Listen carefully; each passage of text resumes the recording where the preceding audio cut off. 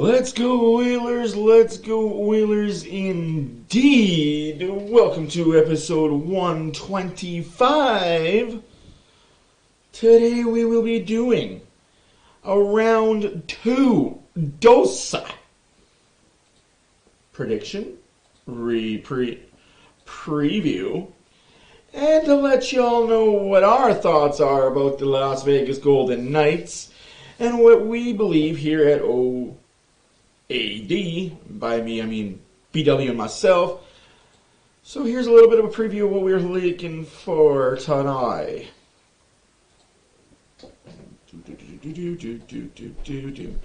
in case you were living underneath a rock for the last couple days, Oilers did win their first round series against the LA Kings in 6. The Golden Knights beat the Winnipeg Jets in 5. Here we go. Also, shout out because I did not mention this in the previous video of round 1 closing.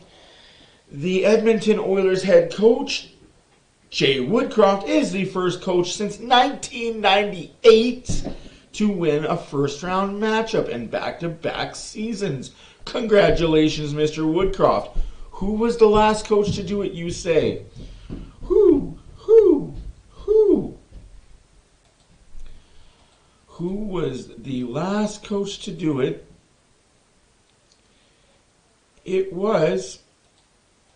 Oh, goodness. Really? That's what we're doing here now? The last coach to do it was Ron Lowe. I believe it was Ron Lowe that did it last. So congratulations to Woodcroft. I mean, good sir.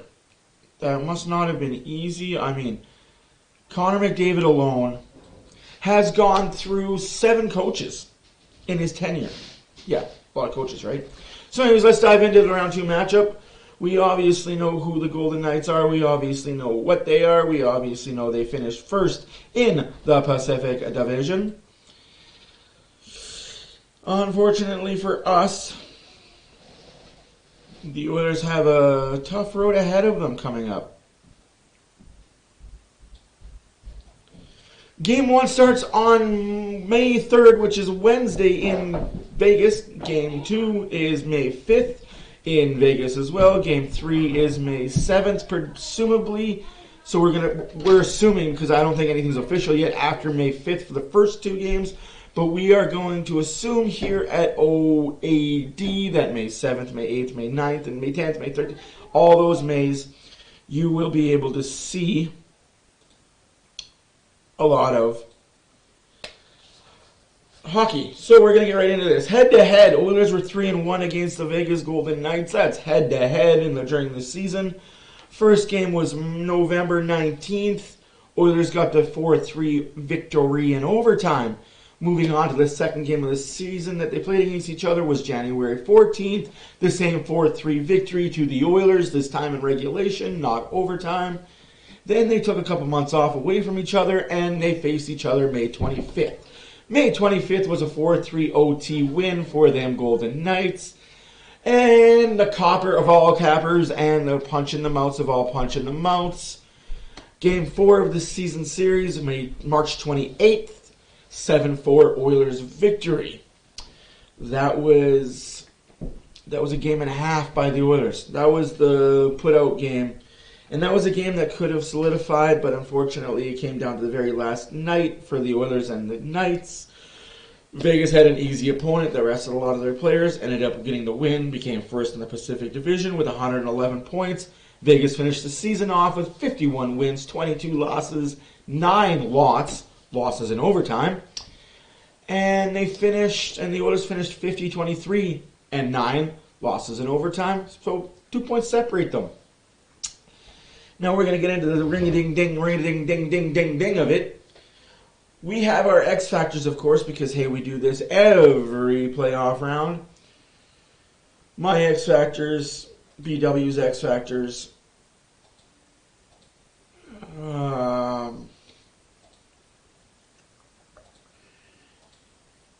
Yes, I'm just trying to find that picture now, because can't just be easy.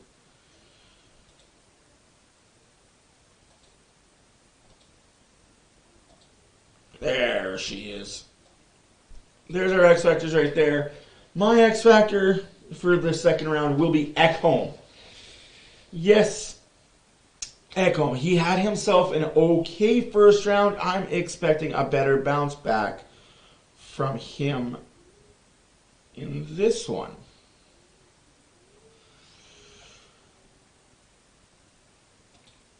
Now, it's not to say that they're not going to do anything. It's not to say that Ekholm isn't going to be a better offensive defenseman, but he can't be any. He was pretty good defensively, solid, and that's what I look for. His defensive prowess, his plus minus, how he is out there. BW's X Factor is Kane. Again, Kane had an okay first round. It looked for him to improve and be better in this round.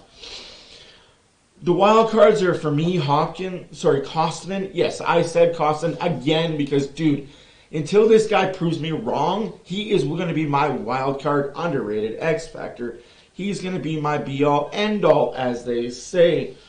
For BW, his wild card is Holloway. Holloway has yet to find himself in the series. I have a sneaking suspicion he thinks...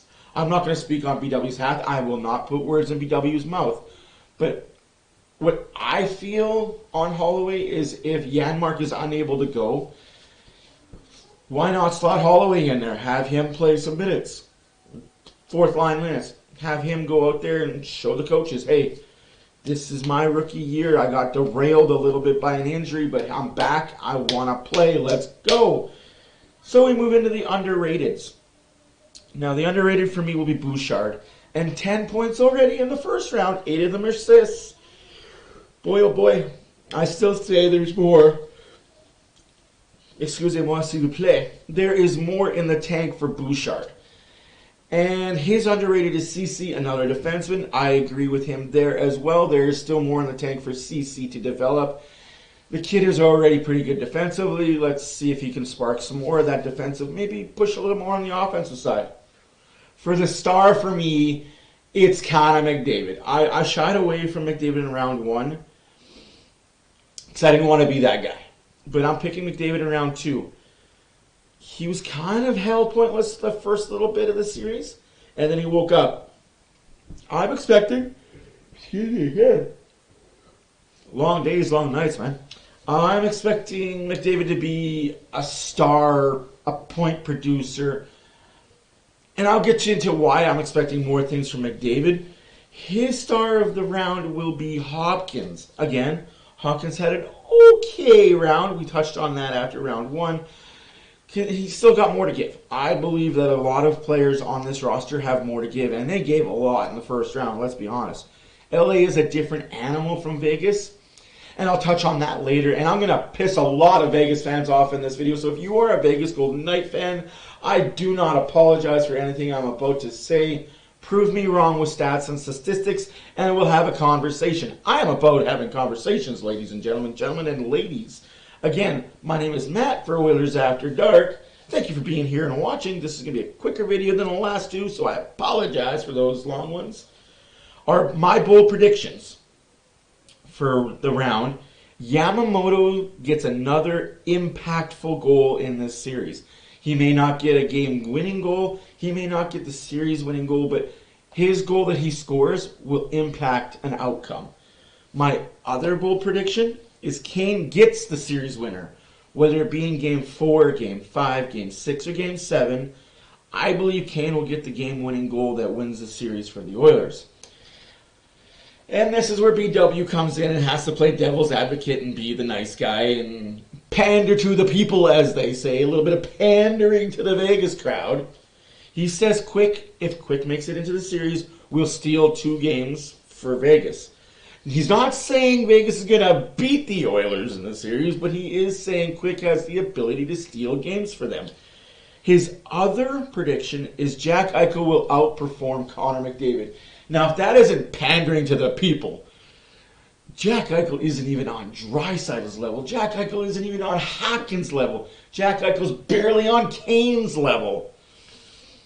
But it is what it is what it is. Pander, pander, pander. BW has an X Factor for Vegas as well. He has Stone as the Vegas X Factor. He also has a wild card in Roy. His star player for the Vegas Golden Knights is going to be Stevenson. His underrated player is Carlson. Again, I'm not picking anything for the Vegas Golden Knights. You guys know my relationship with them. And now we get into the final results and the bashing of the prediction, the be-all, end-all. I'm going to be right again.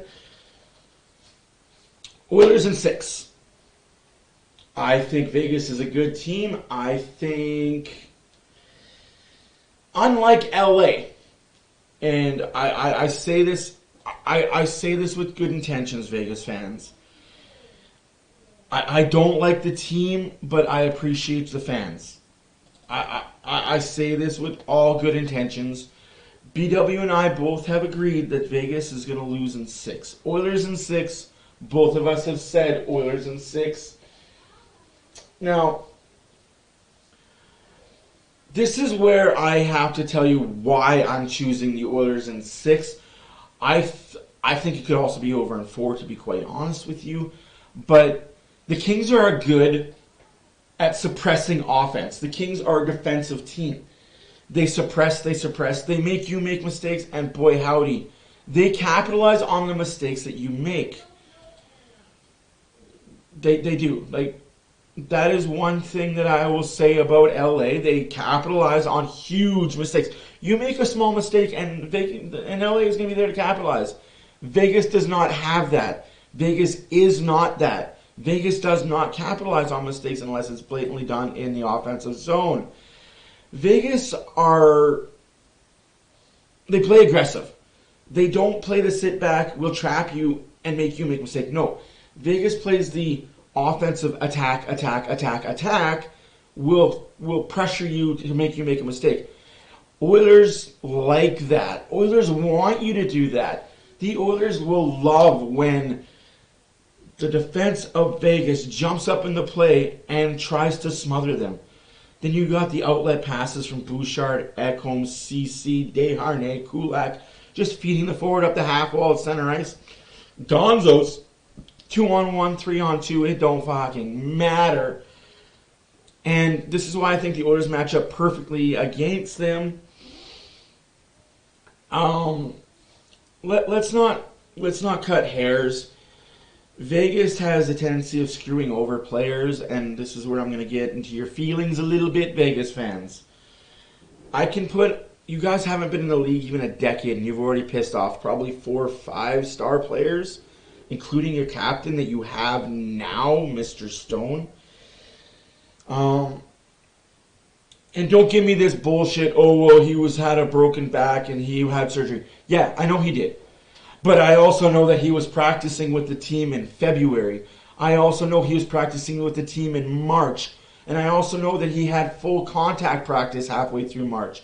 Why then was he not playing for the Golden Knights? Why, Matt? Why?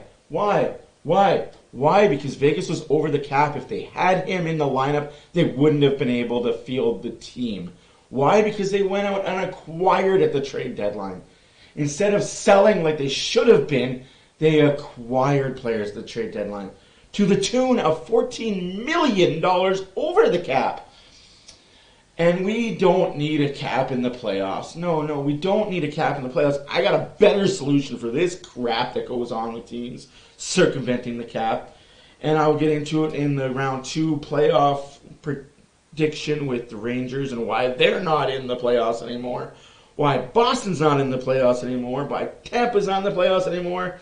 And why Colorado's not in the playoffs anymore. Why are those teams not in the playoffs? Because they tried to circumvent the cap and it didn't work. It worked for Vegas because, well, the Jets were hurt. And I'll quickly do that recap with the Vegas Golden Knights and the Jets. Yes, the Jets were a very hurt team. No fault of the Vegas own. Jets hurt themselves. They were blocking shots. They were playing hard. They were outmatched. Vegas just outmatched the Jets, and kudos, round of applause for Vegas. You beat up on a weak team. You took advantage. That's what you got to do in the playoffs. Oilers are not them. You are not facing a weak, limping duck in the playoffs against the Oilers. You are facing the juggernaut that is the Edmonton Oilers. And the only way Vegas has a chance, and it's been already going around, is if the refs have their little picky little fingers in it. If the refs have their fingers all over this series, it's a Game 7 toss-up. But if the refs do what they did in Series 1 with the Oilers and Kings and let them play when they figured out, wait a minute, we can't be this biased against one team. Let them play, put the whistles away a lot more. If this is an even series power play PK-wise, Oilers got this in the bag. And I know it's sounding cocky, and I know I'm going to get Vegas fans telling me I don't know what I'm talking about. I know exactly what I'm talking about. But anyways, back to the $14 million over the cap space. I don't think that you should penalize...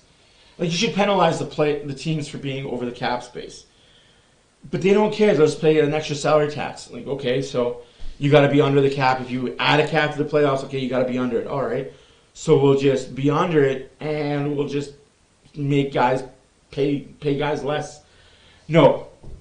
The way I think it should happen, if you have one or two star players, and I know Tampa did this and took advantage of this very well. They won 3 cups because of it. If you 2 cups or 3 cups, I can't remember how many cups they won. They won cups because of it. If you have a guy like Kucherov and Stamkos sitting out, and miraculously day one of the playoffs, I'm healthy, I'm in the lineup. No, bull crap on that. You didn't play for 2 months, you were hurt, right? Your injury just doesn't go away. Oh, day one of the playoffs, I'm perfectly healed. No. Whether you were healed or not, you have to sit out an entire first round series. So in the case of Tampa, when they had 2 players sitting out for majority of the time to get themselves underneath the cap compliance, Kucherov's out for round 1, Stamkos is out for round 1. And no, you can't bring in whatever roster you have is the roster you had. You were doing fine without them on your roster. Now it's playoff time. So I feel like Mark Stone should have sat out for the entire round of round 1, and Vegas would have been hurt by it. Absolutely. So I honestly, full-heartedly believe that is a solution to the problem of cap circumvention. All right, you circumvent the cap. Now you've got these players on your roster. We're not allowing you to use this hurt guy until after round 1. You don't make it past round 1, then maybe you should have played him. And that's just my thoughts on it. So anyways, sorry to hurt your feelings, Vegas fans, but they are not getting past the Edmonton Oilers. This is where their Cinderella story will end this year. Good luck next year. I don't think you're going to be the same team next year. Hey, if we see quick, we see quick. I don't think we will. And also, Bressois and his surgically repaired hip. I have a friend that went through the surgery that he had. And Bressois is a different goalie. I don't know if you've noticed, but he's more flexible. He gained, from what my friend has said, after he got the hip surgery. And he's a goalie at a professional level as well, not the NHL, obviously. But my friend, he said he needed hip surgery and he was getting bad knees because of overcompensating for the hip. So when he got the hip surgery, they took 4, I'm going to say holes about that size out of your hip. So they take 4 holes and they drill it in, and they basically clear cartilage out of your hip and they clear bone marrow out of your hip to make your hip move more flexible. So now he said he gained anywhere between 25 and 45% more flexibility. And you see that in Bressois. Bressois, before hip surgery, he was very immobile, very sluggish, slow in his movement. After hip surgery, he's more mobile and he's able to stretch more. But he does not do well on rebounds and second and third effort shots. What the Jets did not do, and what the Oilers will do, is take shots, but not only take the 1 shot. They will come in for 2 shot, 3 shot, 4 shot. They will pester Bressois to the point where they're going to make him move laterally, left to right, front to back, use his V, use his 5V, 6V, the GV, the HVC. They're gonna make him go LV, RV, and what if you don't know what V is? It's vertical. When you're in the vertical butterfly, the VB is a vertical butterfly. The HB is a horizontal butterfly. The HBV is a horizontal. It's all a bunch of stuff that I could get into, but it's just another time for another story, another day. But going off that, the Oilers are going to make Brossoit work. And yes, Brossoit's going to make saves. Yes, he's going to win a game for Vegas. But as the series goes on and he gets more tired from facing shots, you're going to see a breakdown. Who goes in? Thompson can come in. Hill can come in. Quick can come in. All pretty good backup AHL goalies. But they're not going to win you a series. I think this series is going to come down to goaltending. And truth be told, the Oilers got the better of the goaltending. I think the series could come down to power plays. And truth be told, the Oilers have a better power play. I don't see Vegas being a factor in the series. I think the factor in the series is going to be the Oilers and their ability to stay out of the penalty box. That's just me. That's just my opinion. That's BW's opinion. Please comment, like, and subscribe. Vegas fans, come join us for the live stream Wednesday, May 3rd at 7:30 p.m. Mountain Time. We love the banter. We love the chirps. Just keep it clean. I will tell the people on my side to keep it clean. You guys come in and enjoy. Have some fun. Have some laughs. Look at me freak out. It's going to be fun. I look forward to seeing everybody in the live stream. Game 1 is on Wednesday. That's tomorrow. Ooh, but we got 2 big games tonight. We got Toronto against Florida tonight, and we have Seattle, Dallas. Let me know your thoughts. Let me know your predictions. What are your thoughts on this series? Am I out to lunch again? I did predict some crazy things, and some crazy things did happen in round 1. Stay tuned for the next video to find out just how crazy they were. For now, my name is Matt for Oilers After Dark. Thank you for watching. Please, enjoy yourselves.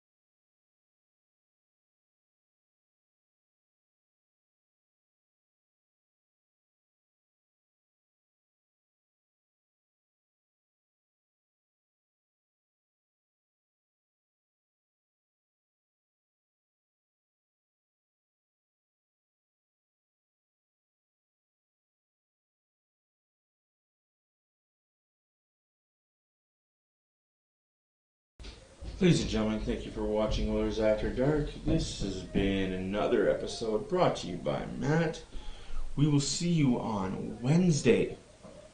Stay tuned for the next video, the round 2 predictions video coming up tomorrow. Have a good night.